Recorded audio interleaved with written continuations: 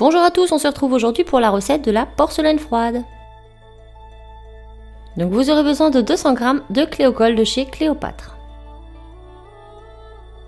Vous aurez besoin de 100 g de fécule de maïs type maïzena.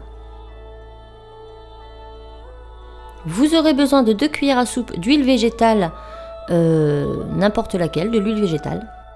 Et vous aurez besoin d'une cuillère à soupe de vinaigre blanc. Il vous faudra également un récipient et une cuillère, du papier sulfurique et de la crème type Nivea Soft.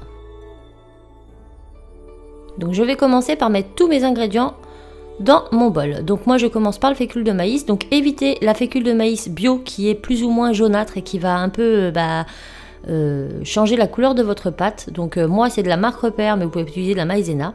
Ensuite je vais mettre ma Cléocol. Donc moi j'utilise la Cléocol de chez Cléopâtre comme colle vinylique parce que c'est la plus adaptée à la pâte. J'ai essayé avec d'autres colles et la pâte fissure après séchage. Avec celle-ci je n'ai aucun souci, donc je préfère mettre un peu plus cher dans la colle mais que ma pâte au final soit quand même mes réalisations ne soient pas fichues. Une fois que ça c'est fait, on va venir mettre nos 2 cuillères d'huile végétale. Donc là c'est de l'huile de tournesol. Évitez pareil l'huile d'olive et l'huile va permettre une meilleure souplesse à notre pâte. Maintenant je viens mettre mon vinaigre blanc, donc une cuillère à soupe pour la conservation.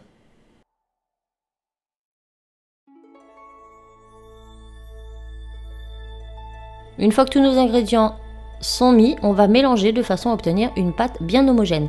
Moi je mélange avec une cuillère en ferraille, mais je vous conseille quand même de prendre une cuillère en plastique. Une fois que c'est fait, on va commencer à mettre ça au micro-ondes. Donc je programme mon micro-ondes sur 1 minute 30 ou 90 secondes. Et je vais commencer à faire tourner ma préparation 30 secondes. Donc au bout de 30 secondes, je vais tout simplement arrêter mon micro-ondes. Et je vais commencer à mélanger une première fois. Donc là je vous montre la recette au micro-ondes. Vous pouvez la faire dans une casserole anti-adhésif et dans ces cas là vous mélangez jusqu'à ce que la pâte soit finie. Une fois qu'on a mélangé une première fois, on renfourne 20 secondes et on remélange. Donc il est très important au micro-ondes de mélanger régulièrement votre préparation pour ne pas qu'elle soit trop cuite ou pas assez. Il faut savoir que chaque micro-ondes est un peu différent. Donc moi je vous montre avec la mienne, mais vous allez voir les consistances au fur et à mesure. Je renfourne 20 secondes, donc 3 fois 20 secondes. Et une fois faite, je vais remélanger. Et là, on voit déjà que je commence à avoir une petite peau sur le dessus.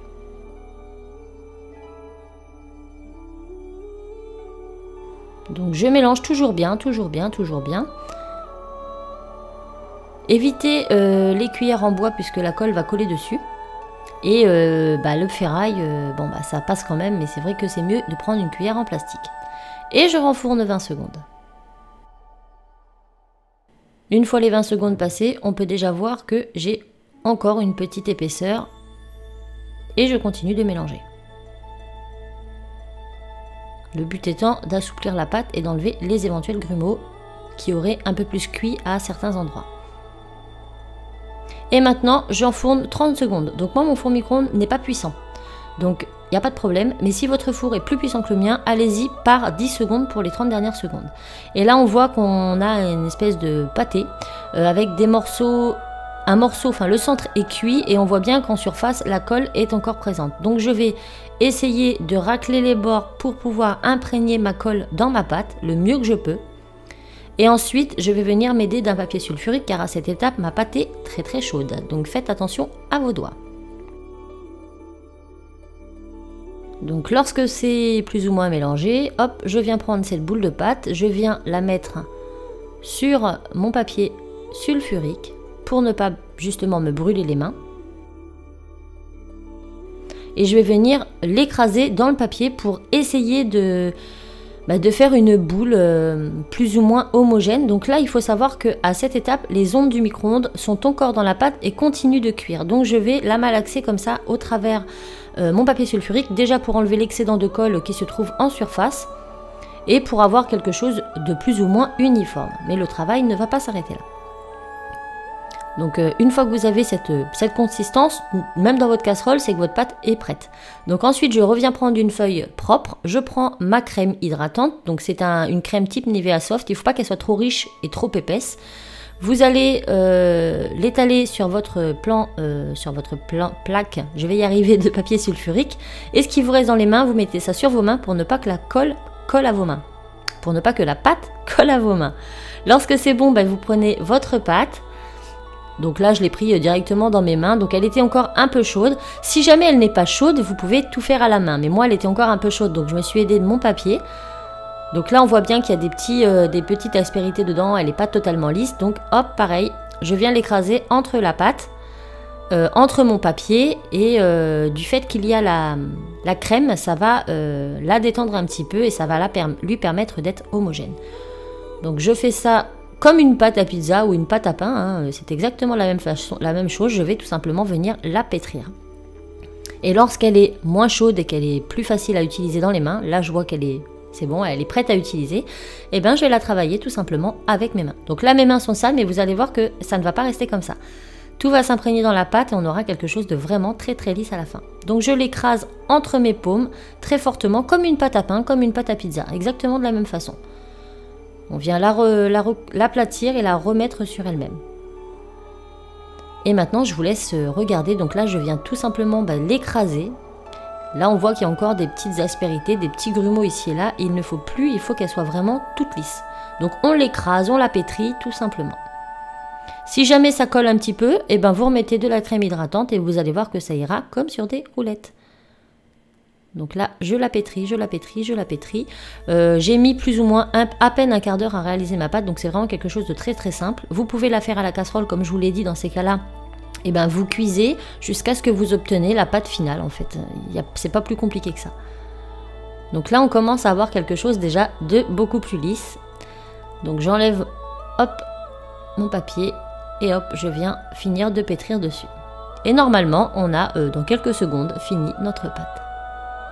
Donc pour savoir si votre pâte est vraiment prête, elle doit se détacher toute seule lorsqu'on arrache un morceau. Ça ne doit pas du tout être élastique comme un chewing-gum.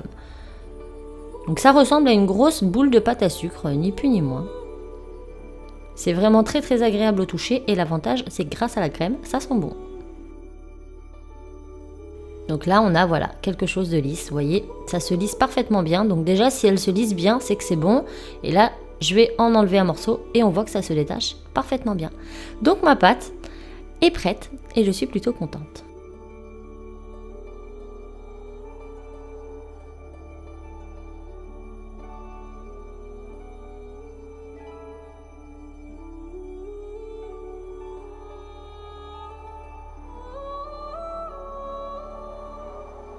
Une fois qu'elle est terminée, on ne perd pas le temps, on va tout simplement l'enrouler dans un film plastique pour la conservation, puisque c'est une pâte qui sèche à l'air, donc il ne faut pas trop la laisser à l'air.